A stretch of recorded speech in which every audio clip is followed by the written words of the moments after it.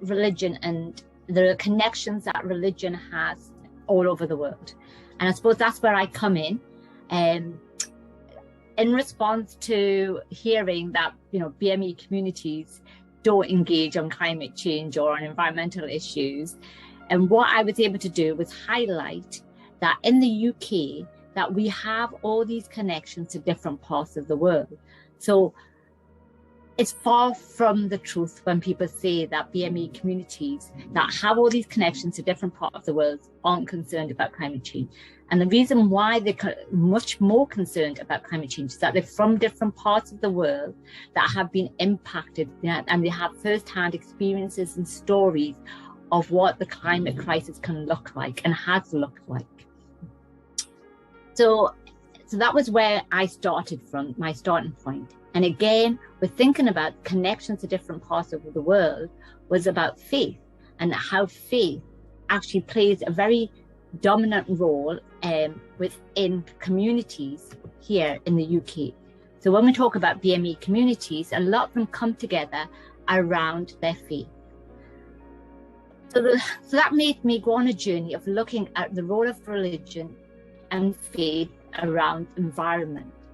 And similar to what Karen was talking about what religious texts, and she used what the Jewish text had said around our responsibility for looking after the planet.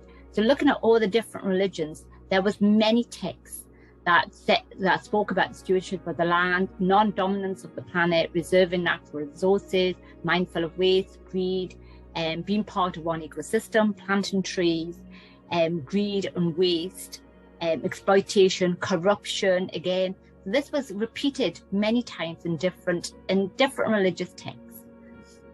However, what was interesting was the way it was interpreted. So it goes back to what our first speaker was talking about. How do we interpret things? And when I was myself being an environmentalist, and when I was looking at these texts, I was very much interpreted in the way that I wanted to see it. And that was very much like from an environmentalist angle and lenses. Those were the lenses that I was using.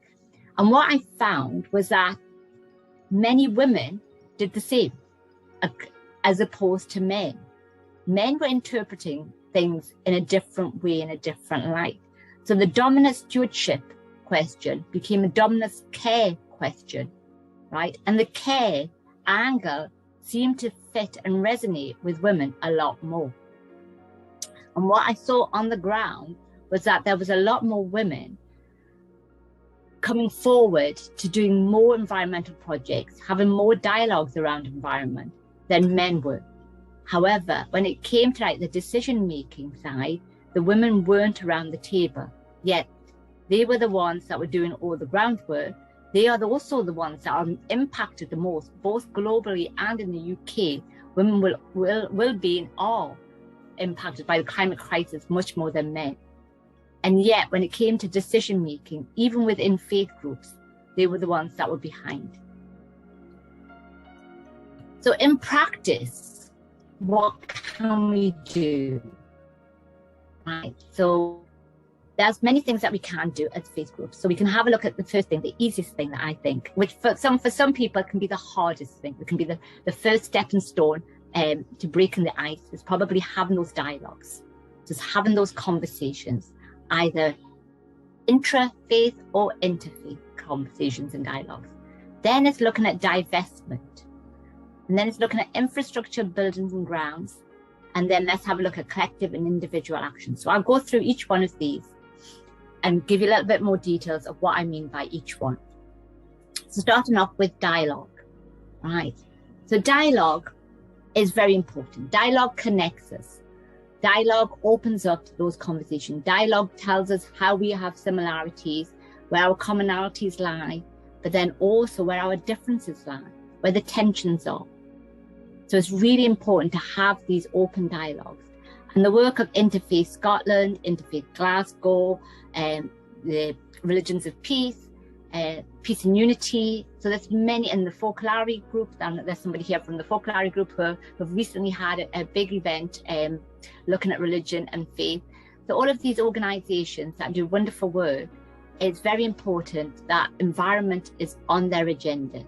So it's very important to have these conversations so that we can all work together, have that collective vision is really important.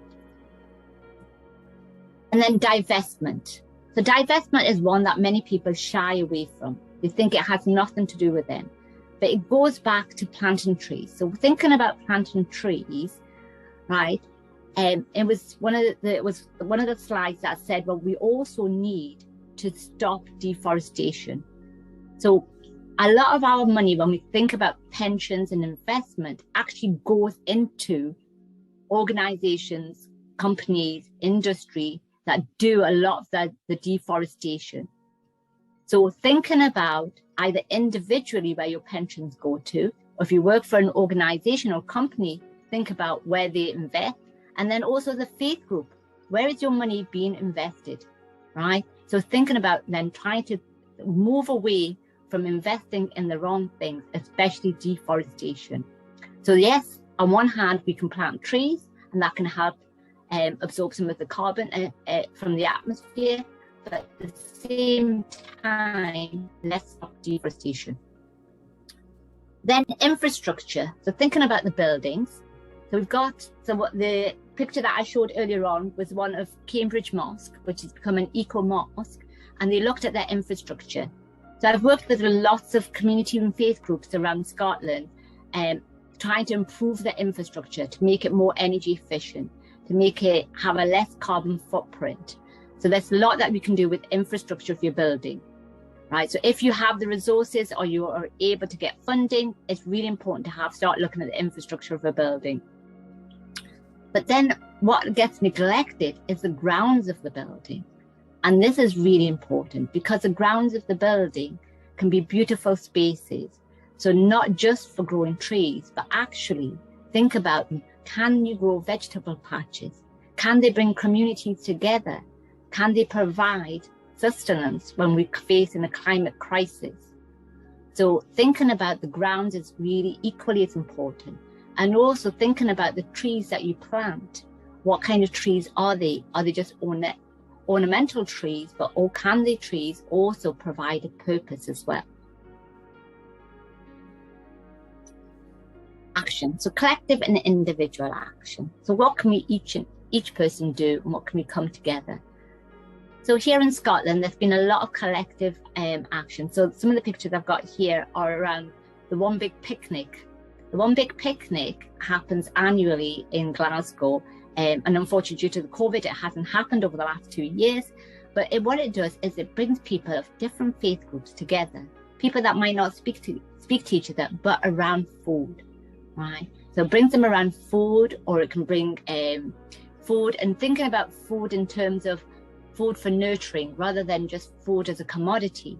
So at the One Big Picnic, there are free stores, the stores that have free food that are given out to members of the public for people to come, join, eat together, talk together. So that is one collective way. Another collective way is that people come together to mark different festivals, right? Festivals that are based around nature. So this picture is is a picture of the one in the middle with the fire is a picture of a pagan festival. So thinking about the festivals that different religions have, and how do we come together and share those festivals with each other as well, is really important. And then thinking about women as change makers. So going back to what I said at the beginning, that each and one of us women are change makers, either in our households, in our communities, but we have the power to make the change. And I've come across many wonderful women that actually do so much work. For instance, a little while ago, I came across a young person, a Sikh young person who's in the picture at the bottom, my right, who has made this mural to talk about the plight of the farmers in India and highlights this. And this mural is made out of old plastic, so recyclable plastic. And she's created this mural. So she was featured as part of a group of women that are called the Glasgow Climate Sisters. So each one of these Glasgow Climate Sisters was involved in creating creating a creative exhibition piece and linking it to a climate crisis. So somebody created a dress out of old denim and tartan and talked about the fast fashion industry and the pollution that it causes on villages around the world. Somebody made a sculpture, and they made a sculpture out of old wood, and again connected it to deforestation. And then there was somebody who looked at plastic, and she was from El Salvador, and she made beautiful bits of plastic jewelry and connected it to the marine life and also the pollution in the ocean, and how the plastic travels across the world. And the plastic that she gets on the beaches of El Salvador actually doesn't even come from around that part of the world. So this was some of the work that the Glasgow Climate Sisters did. And on the left hand of my screen is some of the work that Interfaith do with women and talking and connecting women. And this particular project was looking at the differences around headscarves and headwear. So again, but then connecting it to a lot of the work that they do and the dialogues that they have, they connect it to environmental work, and being in nature is really important.